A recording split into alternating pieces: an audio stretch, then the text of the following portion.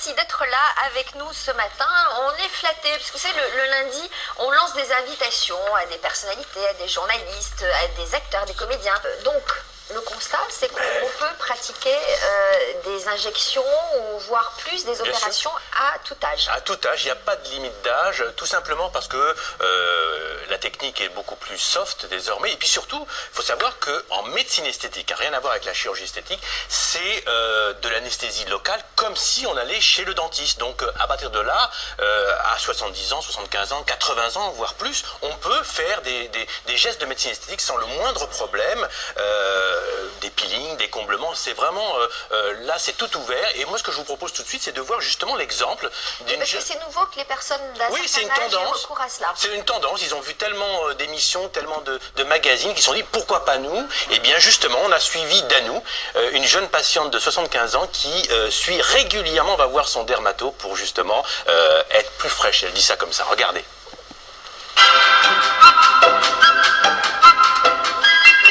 J'ai 75 ans. Lorsque je fais ces soins de médecine esthétique, je n'ai pas peur. Je souhaite toujours que le résultat soit le plus positif possible.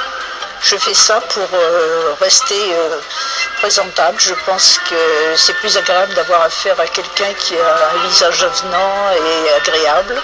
Et puis aussi pour que mes petits-enfants soient fiers de leur mamie.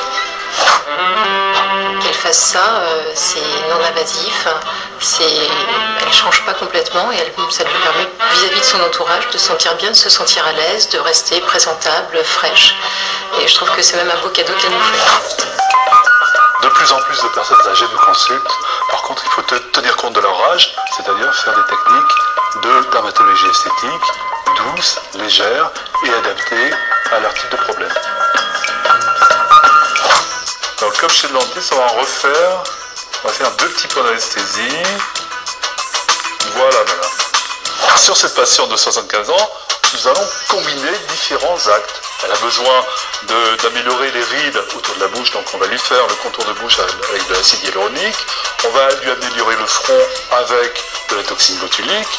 Et on va améliorer l'éclat de sa peau et le grain de sa peau en faisant un petit peeling.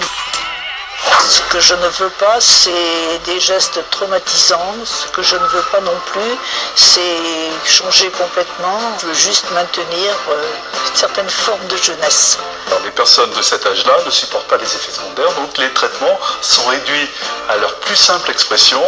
Ma doyenne a 95 ans. Donc nous avons encore largement du temps devant nous. Vous n'avez pas fini de me voir.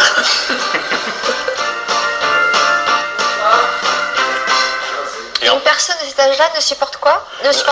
Non, les effets secondaires, effectivement, il faut voir après s'il n'y a pas des problèmes liés à certaines maladies. Mais par exemple, Danou, elle prend du plaisir et c'est presque une hygiène de vie. Alors, que les choses soient bien claires, là, on peut faire différents traitements, qu'il s'agisse de comblement, qu'il s'agisse de toxines botuliques, de tous les traitements qu'on peut imaginer, de peeling aussi. Mais lorsqu'on passe à un autre domaine qui est la chirurgie esthétique, là, c'est autre chose. On rentre dans le cadre de la chirurgie en général.